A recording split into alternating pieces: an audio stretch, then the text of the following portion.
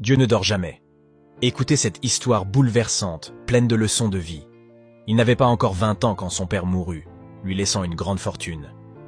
Grâce à cet argent, il put terminer ses études en Europe, dans une université très prestigieuse et coûteuse.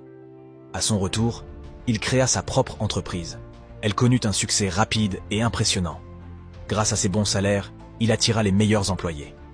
Parmi eux, il embaucha un jeune ingénieur, brillant, pieux et compétent. Le patron, touché par son sérieux, lui proposa de loger dans une annexe de sa maison. Le jeune homme demanda s'il pouvait y vivre avec sa femme qu'il venait tout juste d'épouser. On accepta. Peu de temps après, il invita son épouse à saluer la mère de son patron. Quand celui-ci la vit, il fut troublé par sa beauté. Des pensées mauvaises commencèrent à envahir son esprit.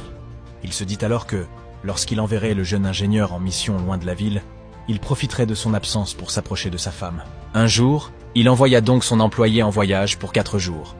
Le lendemain, il proposa à sa mère de l'accompagner dans une ferme héritée de son père, pour changer un peu d'air. Il suggéra aussi que la femme de l'ingénieur vienne avec eux.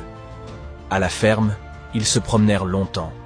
Sa mère, fatiguée, s'assit pour se reposer, tandis que lui continua la visite avec la jeune épouse. Quand ils entrèrent dans une cave isolée, il referma brusquement la porte, décidé à commettre son mauvais acte, comme il l'avait déjà fait avec d'autres femmes grâce à ses complices. Mais au moment où il s'apprêtait à passer à l'acte, quelqu'un frappa à la porte. Craignant que ce soit sa mère, il s'arrêta aussitôt et ouvrit rapidement. À sa grande surprise, il trouva l'un de ses complices, essoufflé, la chemise déchirée.